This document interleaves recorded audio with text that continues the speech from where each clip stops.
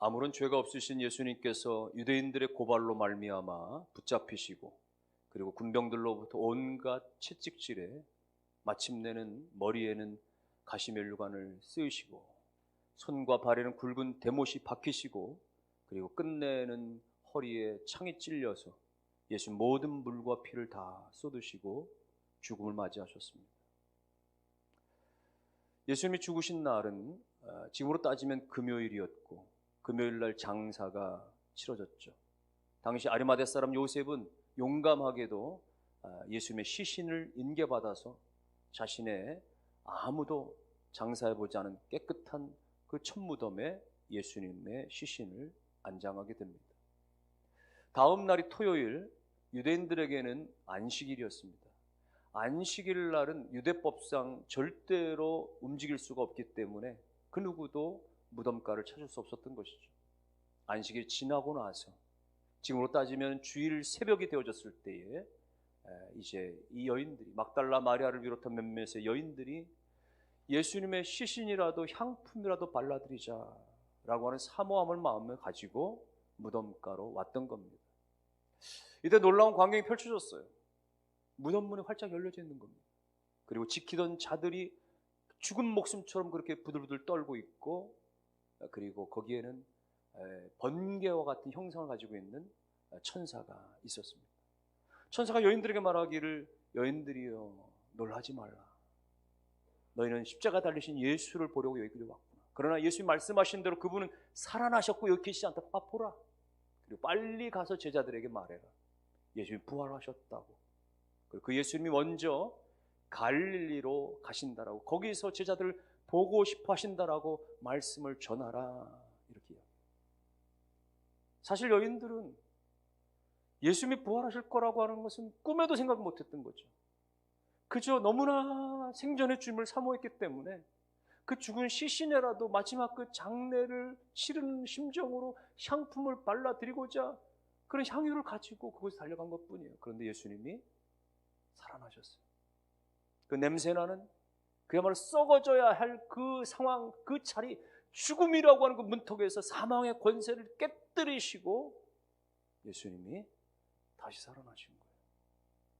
여러분, 이것이 기독교만이 이야기하고 있는, 세상의 그 어떤 종교도 그 어떠한 교주들도 부활을 논하지 않습니다. 어떤 일반 종교도요, 그들의 종교 가운데 부활이 있다라고 이야기하지 않아요. 어떤 종교 창시자나 교주들도 그들이 살다가 죽었다 다시 살아났노라 이런 이야기나 그런 교리 자체가 없습니다.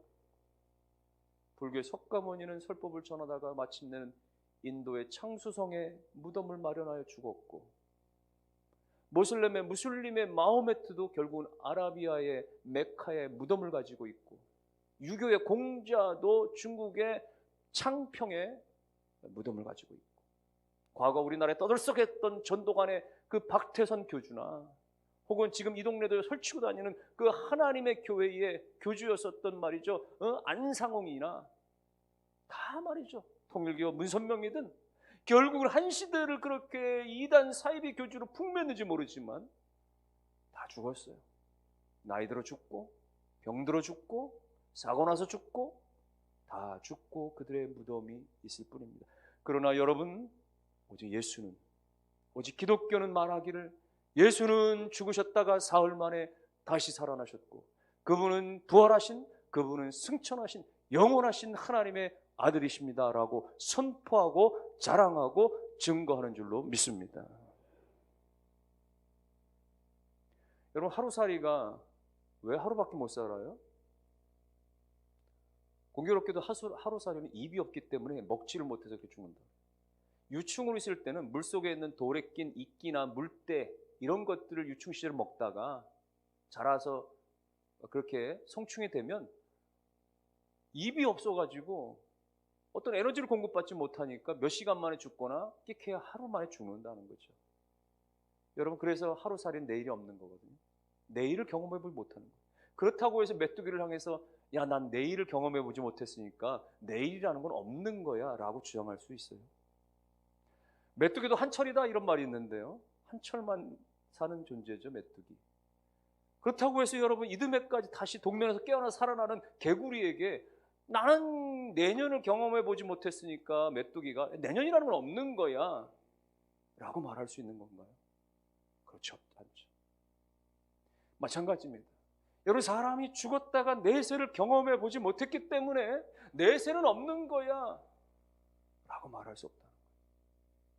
부활과 영생과 그리고 영원한 생명을 우리가 경험해 보지 못했기 때문에 그 나라는 없다라고 감히 말할 수 없다는 것입니다.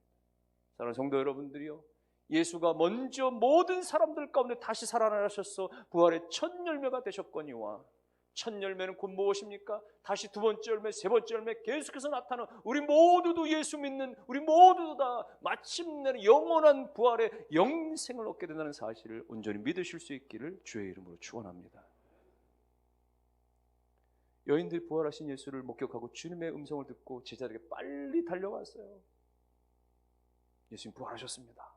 다시 살아나셨어요. 우리가 보았어요. 두 가지 반응이 나타나요. 대다수의 제자들은 이 여자들이 조금 제정신이 아닌 것 같은데 가능한 일이야? 예수가 다시 살아났다. 그들은 이성의 잣대로 합리적인 근거로 받아들이질 않습니다. 이런 부류가 있는가 하면은 어떤 사람은 진짜 그래? 난 눈으로 봐야 돼. 확인해 봐야 돼. 경험을 앞세우는 사람이 있었어요. 그가 베드로였습니다. 베드로는 그 말을 듣자마자 무덤가로 열심히 달려가. 내가 보기 전에는, 내 눈으로 보기 전에 난 믿을 수 없어. 달려가서 구부려서 그 안에 빈 무덤을 보고 개켜져 있는 예수님의 걸치셨던 세마포만 발견하게 되었죠. 여러분, 이것도 이 베드로에게는 열심히 있는 것인지 몰라도 그것도 사실은 온전한 믿음은 아닌 거예요. 온전한 믿음은 뭐예요? 내 눈으로 보지 않았어도 말씀만으로 믿어야 되는 것이죠. 그래서 보지 않고 믿는 믿음이 더 복되다 이렇게 말씀하는 거 아니에요? 그래, 저와 여러분들은 복된 믿음인 줄 믿으시길 바랍니다. 우리 예수 못 만났잖아요. 부활하신 예수 직접 목격한 거 아니잖아요. 2000년 전에 제자들이 직접 봤거든요. 그러니 우리는 그냥 성경만 보고서 말씀만 보고 드린 예수 부활을 믿으니 어쩜 우리가 제자들보다 훨씬 더 큰 믿음을 가지고 있다라고도 말할 수가 있는 것입니다. 그러므로 사랑하는 성도 여러분들이요, 우리 제자들처럼 그야말로 듣고도 믿지를 못하거나 아니면 눈으로 보고도 여전히 시리에 빠져가지고 다시 자신들의 생업의 자리로 돌아가는 그런 사람들 되지 마시고, 여러분들이 믿은 바를, 여러분들이 깨달은 바를 평생의 신앙의 고백으로 삼고 그것을 증거하며 살아가는 증인의 삶 사시기를 주의 이름으로 축원합니다. 증인과요 순교자라고 하는 것은 같은 맥락이에요. 실제로 증인이란 단어, 순교자라고 하는 단어는요 어원상으로는 똑같아요. 그래서 증인의 삶은 결국 순교자의 삶으로 연결되는 거예요. 실제로 제자들은 다 그랬습니다. 예수 부활을 목격하고 나서 그들이 성령 충만 받고 나서는요 온 세상에 따르면서 다 예수 부활 증거하다가 다 순교의 제물이 되어졌어요. 베드로는 십자가에 내가 어떻게 온전히 달릴 수 있느냐, 예수님처럼. 그래서 예수님 반대로 자기는 거꾸로 매달려서 순교를 당하게 되어지죠. 안드레는 X자 십자가에 매달려서 창에 찔려 순교를 당했습니다.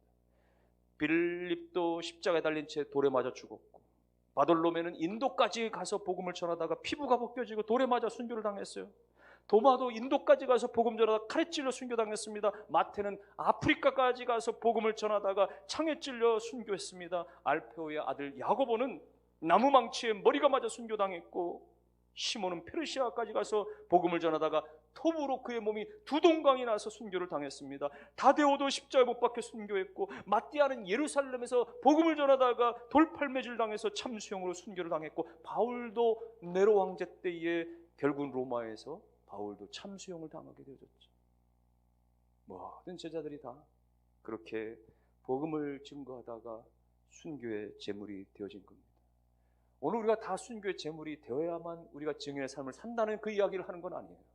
그러나 적어도 예수님이 나의 죄를 위하여서 십자가에 대속해 주셨습니다라고 하는 사실을 내가 믿고, 그분은 사흘 만에 다시 살아나셨습니다라고 믿고, 그분은 하나님의 아들로서 영원히 살아계신 하나님이십니다라고 하는 사실을 내 입술로 고백할 뿐만 아니라 그것을 누군가에게도 우리가 말할 수 있는, 간증할 수 있는, 증거할 수 있는 그런 증인의 삶을 산다면, 그러다가 누군가에게 정말 이상하게 우리가 그렇게 오해를 받거나 혹은 제정신이 아니다라고 이야기하거나 요즘 사람 같지 않아 그렇게 종교적으로 이야기할 수가 있겠어? 혹은 여러 가지 우리가 폄훼를 당하거나 혹은 또 여러 가지 또 그런 일 때문에, 그런 고백 때문에 우리가 삶에서 여러 가지 어떤 그런 여러 가지 말이죠, 불평등을 나가거나 혹은 여러 가지 불합리적인 어떤 그런 대우를 당한다라고 할지라도 내가 예수의 신앙을 계속 고백할 수 있다면 우리 또한 삶에서 증인하는 삶이요, 우리 또한 순교자적인 삶을 살아가고 있다고 믿는 것입니다. 그러므로 이 부활의 아침에 여러분 모두가 다 살아계신 예수 그리스도를 온전히 마음으로 믿고 입술로 고백하는 삶이 되시기를 주님의 이름으로 축원합니다. 그런데 오늘 본문을 우리가 읽으면서 반복되는 것 하나가 있습니다. 무덤가에서 천사들이 여인들에게 이야기한 내용과 그리고 길을 가다가 예수님을 만났을 때 예수님께서 여인들에게 하신 내용이 공통점이 있어요. 그게 뭐냐면 너희들은 제자들에게 가서 내가 먼저 갈릴리로 가 있을 거라고 말해라. 그리고 거기서 제자들을 만나자라고 이야기하라. 갈릴리로 제자들로 하여금 돌아오라고 이야기를 하고 있어요. 여러분 왜 두 번씩이나 반복하면서 예수님께서는 갈릴리에서 제자들을 다시 만나자라고 이렇게 고대하고 계실까요? 갈릴리는 도대체 어떤 곳이기 때문에 그럴까요? 갈릴리는 예수님께서 3년 반 동안 복음을 전했던 주 사역지가 바로 거기였어요. 갈릴리는 예수님이 수없이 말씀을 전했고 갈릴리는 예수님께서 수없이 기적을 일으켰던 곳이 바로 그곳이에요. 갈릴리 바다에서 배가 뒤집힐 뻔했던, 풍랑에 일었던 그 여러 가지 상황에서 주님이 기적을 일으키시기도 하셨고, 가나라고 하는 곳에서는 그야말로 잔치집에서, 혼인잔치집에서 포도주가 동이 나서 완전히 침울해질 상황 가운데서 예수님께서 물이 변해서 포도주가 되게 하시는 기적을 일으켰던 곳도 가나, 갈릴리 그곳이었고, 갈릴리 그 해변가에서는 베드로를 부르시고 제자들을 부르셨던 그곳. 밤새도록 그들이 고기를 잡았지만 한 마리도 잡지 못했을 때 깊은 데로 가서 그물을 내리라고 말씀했더니 그 말씀에 순종했을 때 엄청난 고기가 잡혔을 때 베드로는 예수님을 신으로 깨닫고서는 무릎을 꿇고 눈물로 저는 죄인입니다. 주님 저를 떠나주십시오. 자신의 죄성을 깨닫게 해주십시오. 그때 주님께서 나를 따라오너라. 이제는 사람을 낚는 어부가 되라. 베드로를 불러주시고 제자들을 불러주시고 사역의 그 첫걸음이 되어졌던 갈릴리, 예수님 앞에 신앙을 고백을 했었던 그 갈릴리, 예수님의 온갖 말씀과 그 증거의 표적을 나타내 보여주셨던 그 갈릴리, 그곳에서 다시 만나자라고 하는 것은 커다란 의미를 담고 있는 거예요. 그도 그런 것은요, 지금 제자들의 형편이 말이 아닌 거예요. 지금 이 상황의 제자들은 모습이 너무나 바닥을 치고 있어요. 신앙도 믿음도 헌신도 충성도 다 떨어져 버렸어요. 예수님이 십자가에 죽으시니까 이제 다 끝난 거야. 예수님이 예루살렘에 들어가실 때 수많은 사람들이 환호에 막 도열을 서고 말이죠. 왕이여 왕이여 칭송할 때는 마치 예수님이 예루살렘 왕이 되고 우리는 거기 한가닥 할 줄 알았는데 한순간에 십자가에 달려 죽어버리시니 다 끝난 거 아니냐. 비록 예수님이 사흘 만에 살아나신 것을 봤지만 예수님은 육체적인 우리의 존재가 아니라 이제는 다시 살아나신 부활체가 되셨으니 우리와 같은 분이 아니시니 우리와 함께 하시지 않겠네. 절망인 거예요. 옆에 막달라 마리아는 예수 부활했다고 여기저기 가서 떠들고 그렇게 증거하지만 자신들은 그럴 만한 용기조차도 없는 거예요. 예수가 부활한 것을 봤음에도 불구하고 나가서 그 이야기를 하다가는 사람들로부터 아니 죽은 사람 어떻게 살아나냐라고 그렇게 윽박이라도 지르면 뭐라고 대답해야 될지 제자들은 용기가 없었어요. 너무나 시리에만 빠져 있는 거예요. 여러분 어쩌면 우리가 베드로와 같은 모습을 살고 있지는 않습니까? 내가 예수를 믿는다라고 말하지만 나는 하나님의 자녀가 됐다라고 우리가 믿고 살지만 그런데도 불구하고 우리의 신앙을 말할 용기는 전혀 없지 않습니까? 우리의 신앙을 고백할 만한 용기는 전혀 없지 않습니까? 교회 안에서 내가 눈물도 흘리고 찬송도 부르고 주님 앞에 고백도 드리지만은 그러나 불신자들과의 만남의 자리에서 우연한 계기 내가 꼭 말할 수도 있는 그 자리에서조차도 내가 나의 신앙을 고백하지 못하고 그에게도 필요한 절대 필요한 예수 그리스도를 소개하지 못하는 우리는 아닙니까? 교회를 5년째, 10년째, 수십 년째 다녔지만 여전히 우리 입술은 꿈먹은 벙어리처럼 사람들 앞에서는 예수는 살아계시다라고 우리가 감히 말하지 못하는 이 첨단 과학주의 시대에, 이성주의와 합리주의가 판을 치는 시대 가운데 어떻게 사람들에게 종교적인 이야기를 할 수가 있겠습니까? 라고 핑계를 대면서 여전히 그렇게 침묵하며 살고 있는 우리는 오늘 제자들과 같은 모습들을 아니겠어요? 그때 주님께서 오라 하시는 거예요. 갈릴리로 오라 하시는 거예요. 안타깝게도 제자들은 모든 것을 내려놓고요, 다시 생업의 자리로 돌아갑니다. 베드로가 먼저 나는 고기 잡으러 바다로 가겠어 했더니 다른 제자 다 그렇게 의기투합해서 바다로 뛰어들었어요. 이 배 저 배를 끌고 그들이 오랫동안 어부살이를 했기 때문에 갈릴리 바다에 어느 시간대에 어디에 고기가 많이 몰리는지 잘 알기 때문에 배를 그렇게 몰아서 말이죠, 고기를 몰아가기도 하고, 그래서 그렇게 하면 고기가 잡히기도 하고 너무 잘 알았거든요. 이게 웬일입니까? 밤새도록 고기를 잡았는데 한 마리도 못 잡는 거예요. 밤새도록. 적어도 한평생 고기잡이의 노하우가 다 있는 그들이었음에도 불구하고 한 마리도 못 낚았어요. 동이 터오기 시작합니다. 피곤함만 쪄들어서, 절망감만 쪄들어서 다시 항구로 돌아오고 있었는데, 그때 해변가에 어스름한 자리에 누군가가 서 있었는데 다가오는 배를 향해서 말하는 거예요. 어이, 여보시오, 거기 고기 좀 잡은 거 있어일까? 아니요, 오늘은 허탕쳤습니다. 한 마리도 없어요. 그래요, 그러면 배 오른편에 그물을 내리시오. 그러면 고기가 잡힐 것이오. 아니, 이게 생뚱맞는 얘기예요. 도대체 사람이 누군데? 너무나 기가 차고 너무나 어이처구니가 없는 이야기지만 무엇에 홀린 듯이 그들은 배 오른쪽에 그물을 내렸습니다. 그리고 다시 올렸는데 이게 웬일입니까? 그렇게 밤새도록 수백 번 그물질을 했지만 단 한 마리도 없었던 고기가 한순간에 엄청난 고기가 잡혔어요. 그것을 끌어올려서 기쁨으로 세어보니까 153마리나 큰 물고기가 잡힌 거예요. 그 순간 눈치가 빨랐던 요한이, 저분은 예수님인 거야. 예수님이 아니시면 이런 일이 일어날 수가 없는 거야. 그 소리를 듣고는 그때야 눈이 번쩍 뜨인 베드로는 물가로 뛰어내려서 첨벙첨벙 헤엄을 쳐서 해변가로 올라와 예수님에게 다가옵니다.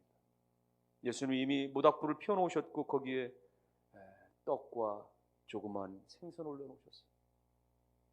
그리고 제자들에게 지금 잡은 생선에 조금 더 가져와라 해서 그 생선마저 구우시고는 그 밤새도록 허기졌던 제자들에게 아침 조반상을 정성껏 차려주게 됩니다.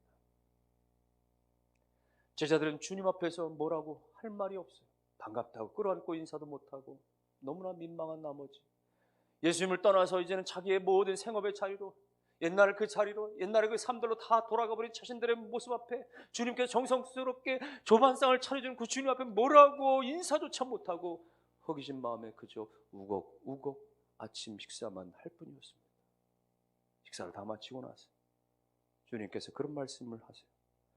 베드로를 바라보시면서 요한의 아들 시몬아, 내가 이 사람들보다 나를 더 사랑하느냐? 대표적인 질문인 거예요. 베드로를 향해서. 베드로는요, 그 질문 앞에 감히 대답하기 어려워요. 얼마 전에 자기가 그렇게 내가 죽는 한이 있어도 절대로 내가 예수님 부인하지 않겠습니다 호언장담했다가 몇 시간도 되지 않아서 나 예수 모른다라고 저주하면서까지 3번이나 부인했었던 경력이 있었으니, 그걸 주님 앞에서 멀찌감치 떨어져서 그렇게 부인했던 것을 주님과 시선이 마주치는 경험까지 했었으니, 그 정말 몸둘 바를 몰랐던 그 경험 속에서 내가 어떻게 주님을 사랑한다고 이야기할 수 있겠어요? 그래서 베드로는 제가 주님 사랑하시는 거 주님이 아시잖아요. 돌려서 이야기합니다. 예수님은 또다시 요한의 아들 시몬아, 내가 나를 사랑하느냐?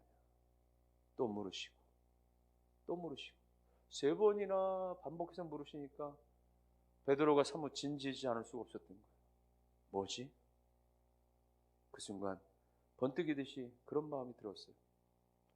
내가 그렇게 3번을 주님 앞에 부인하고 그 부인한 내 모습 때문에, 너무나 초라한 내 모습 때문에 내가 정말 괴로워서 매일같이 정말 나를 원망하면서 자책하면서 그렇게 지난 몇 날 동안을 내가 이렇게 살아오고 있었는데 주님께서 마치 지금 3번 나에게 물으시고 3번 주님 사랑한다고 고백하게 하시는 것은 내가 3번이나 주님을 부인한 그 모든 자책감으로부터 다 벗어나도록 이제는 깨끗하게 씻어주시기 위한 주님의 의도가 담겨졌다고 하는 사실이 깨달아지니까 너무 감격스러운 거예요. 자신의 모든 허물과 죄를 다 용서해 주는 주님 앞에 너무나 감격스러워서 주님이 아시지요. 제가 주님을 얼마나 사랑하는지 주님이 아시지요 라고 고백을 합니다. 주님께서는 내 양을 먹이라, 내 양을 치라 반복해서 말씀을 해주시고 마침내 그들이 다 힘을 얻게 되어집니다. 결론의 말씀입니다. 여러분, 예수님께서 부활하시자 일성으로 말씀하신 것, 너희는 갈릴리로 가라, 거기서 나를 만나리라 하신 말씀은 무엇이에요? 그들이 부활하신 예수를 만났음에도 불구하고 여전히 믿음 없이 시리에 빠져 있어서 그야말로 돈 버는 그런 생업의 자리로, 이제는 사명의 자리가 아니라 그야말로 세상의 자리로 돌아가 모든 사명을 잃어버린 그들로 하여금 이제는 갈보리 십자가 언덕을 지나서 갈릴리로 다시 한번 돌아오라고 하는 것이요, 예수 만난 그 첫 자리, 예수 앞에 그 힘을 가지고 소망을 가지고 사명을 받았던 그 자리, 주님 앞에 그 첫사랑을 경험하고 그 능력을 경험하고 그 은혜를 경험하고 그 사명을 감당했던 그 갈릴리로 다시 돌아오라. 오늘 주님께서 저와 여러분들 가운데도 예수의 십자가를 고백하는 그 믿음 안에서만 머물지 말고 이제는 예수 앞에 함께 있었던, 예수 안에서 힘을 얻었던, 예수 안에서 은혜를 덧입었던 그 영적 갈릴리로 돌아오라고 말씀하시는 거예요. 갈릴리로 나오라고 말씀하시는 거예요. 예수 때문에 행복하고, 예수 때문에 감격하고, 배가 고파도 예수 때문에 행복하고, 물질이 없어도 예수 때문에 감격하고, 정말 주님을 찬양하고 영광 돌렸던 그 자리로 다시 돌아오라는 거예요. 우리는 코로나를 핑계대고, 생업을 핑계대고, 자녀를 핑계대고, 일을 핑계대고, 사업을 핑계대고, 그래서 이것저것 다 내려놓고 내 생각대로 그렇게 주를 떠나갔던 모든 자리에서 이제는 돌아와서 다시 주님과 함께 새 일을 행하라 말씀하시는 것입니다. 오늘 이 부활 아침에 다시 한번 우리로 갈릴리로 오라고 하신 주님의 음성 앞에 순종함으로 말미암아 하나님, 내가 다시 역경을 딛고 돌아가겠습니다. 주님이 있는 그 자리로 나아가겠습니다. 주님과 함께 다시 한번 갈릴리의 놀라운 회복의 사역의 주인공이 되기를 원합니다. 나는 부족하고, 나는 연약하지만, 나는 빈털터리고, 나는 그야말로 밤새 허기진 존재요, 나는 정말 주님 앞에 배반하고 배신했던 존재이지만은 다시 채우시고 다시 일으켜주시고 다시 사용하실 주님 앞에 돌아옵니다. 주님 앞에 신앙의 고백, 사랑의 고백을 드리는 우리 모두가 되기를 주의 이름으로 축원합니다.